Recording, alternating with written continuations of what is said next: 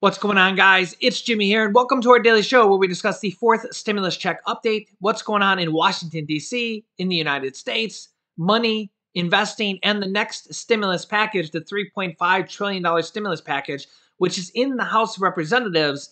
And House Speaker Nancy Pelosi and Senate Majority Leader Chuck Schumer have announced that they have a deal today. Check this out. The White House, the House, and the Senate have reached agreement on a framework that will pay for any final negotiated agreement. So the revenue side of this, we have an agreement on. Okay? Thank you. A framework, an agreement of a framework. But even though Chuck Schumer and Nancy Pelosi have agreed a Senate-House deal on the tax framework, basically how they're going to pay for the $3.5 trillion stimulus package, there's still a lot of questions regarding this. Yeah, there's still a lot of questions. Check this out.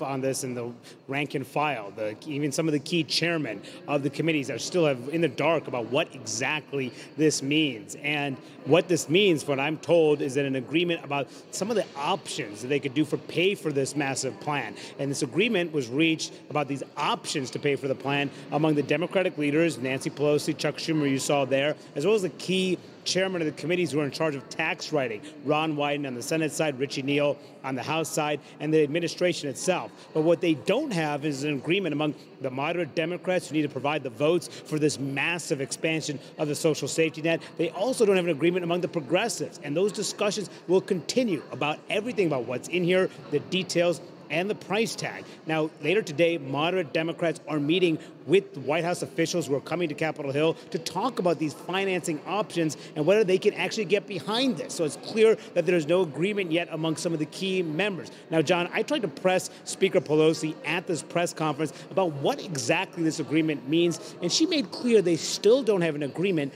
on the price tag. This is not about price tag. This is about what's in the bill. What's in the bill? For children, what's in the bill? It's not about a price tag or anything. It's about values, not dollars. Well, the price tag is, of course, significant here because what they're talking about initially was a $3.5 trillion plan, just a significant amount of investment in all aspects of the economy, raising taxes on corporations and on wealthy individuals. But moderates like Joe Manchin and others want that price tag around less than $2 trillion. Progressives want more than $3 trillion. And that means there's a significant amount of debate that still has to be had. And John, this is all tied to that key vote that is happening on Monday over that separate infrastructure package that passed the Senate last month. Pelosi is not saying explicitly that she will still move forward with that vote on Monday, but that's also significant because those progressive members in her caucus are threatening to vote against that plan, sink that plan if that larger deal is not agreed to. So much work has to be done and a lot of questions still. John. More questions. More questions, I think, now than before they announced this quote-unquote framework. Manaraju, appreciate the hustle up on Capitol Hill. Yeah, so on one hand, it's really good that the House and the Senate are working together because that will actually speed up the process. We actually might see them pass the same bill and not pass separate bills. That could actually speed up the process significantly.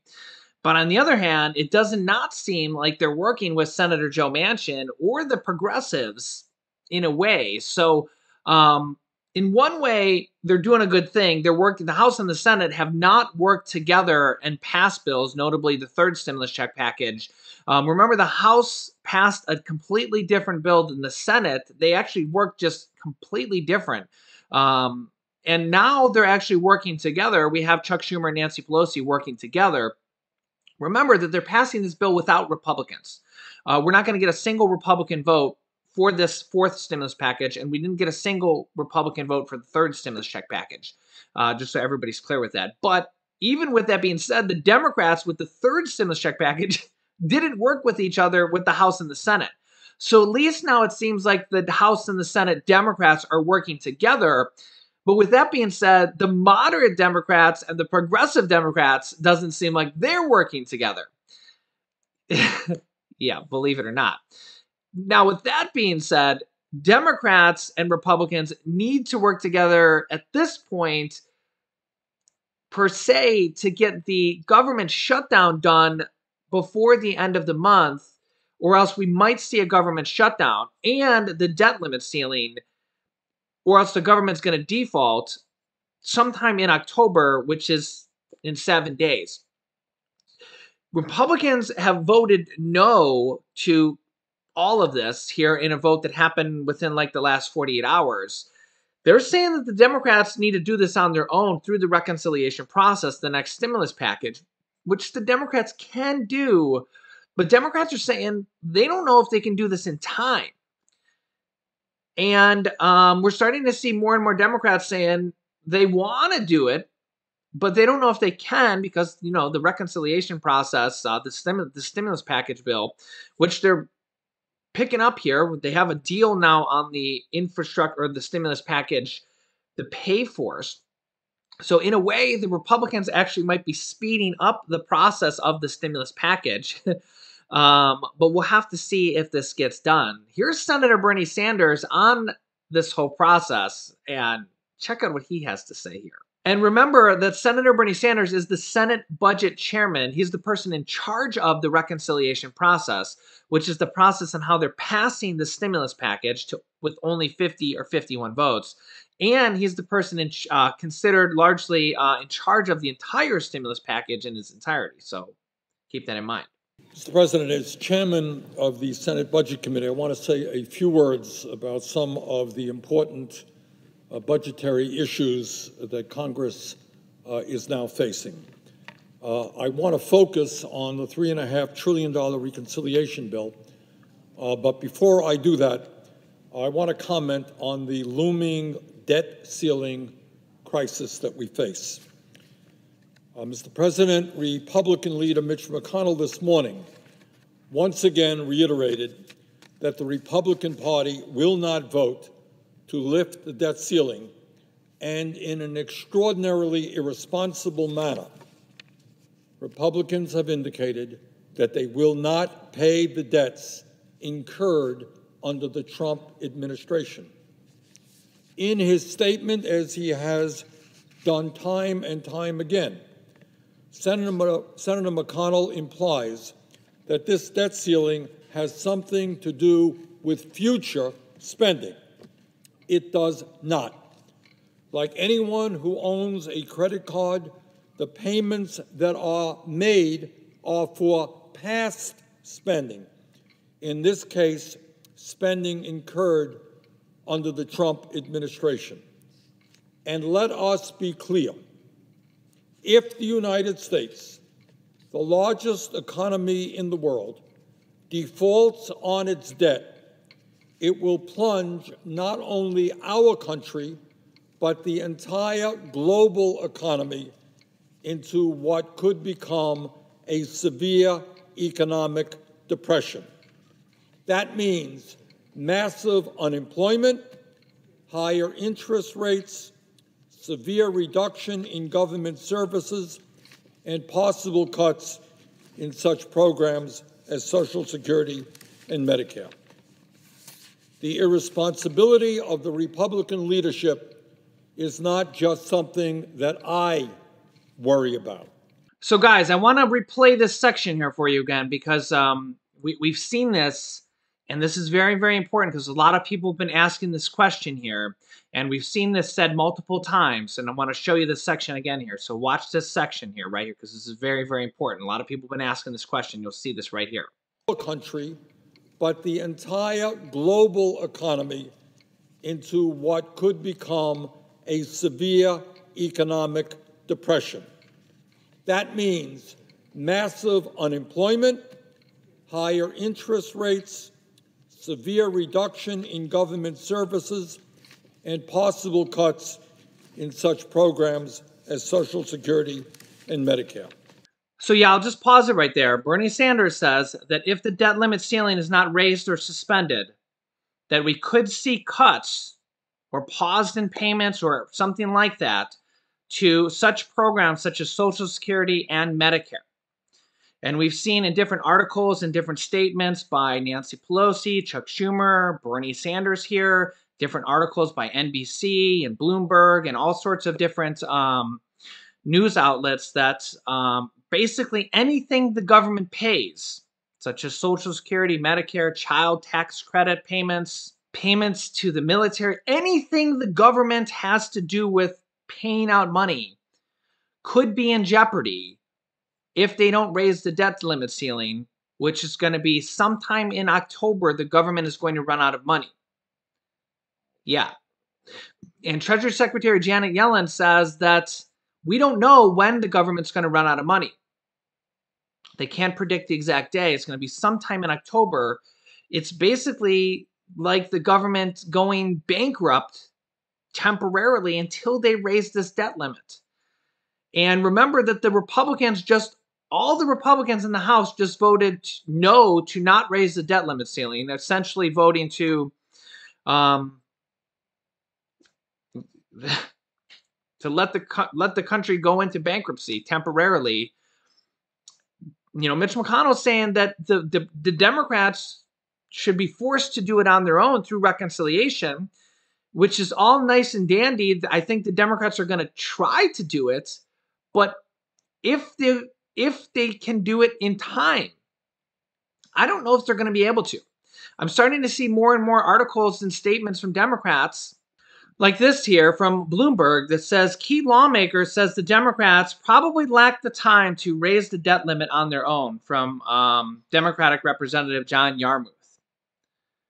Yeah, so if the Democrats don't have the time to raise the debt limit on their own, and the Republicans are refusing to do it, well, what's going to happen? Reduction in government services and possible cuts in such programs as Social Security and Medicare. The irresponsibility of the Republican leadership is not just something that I worry about. According to press reports, former Republican Secretaries of State, Secretaries of Treasury Hank Paulson, who worked under George W. Bush, and Stephen Mnuchin, who worked under Donald Trump, Republican Secretaries of the Treasury, both of them visited with Senator McConnell to make the case about the need to extend the debt ceiling. They understand, as I think all of us do, how important it is that the United States of America does not default on its debt, and it is about time that my Republican colleagues listened to them. Now, let me say a word about the $3.5 trillion reconciliation bill. There has been a lot of talk lately about the need to compromise. Well, let me be clear. To a very significant degree, that has already taken place.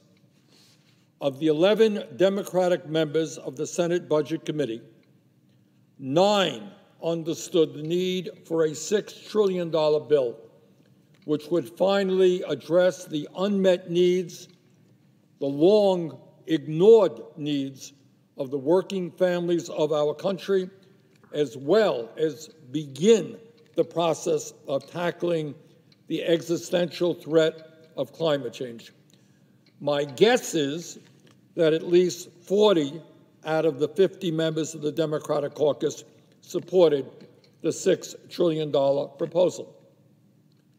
We compromised big time. We cut that proposal, or agreed to cut that proposal, almost in half, down to $3.5 trillion. That, Mr. President, to my mind, is a major, major compromise.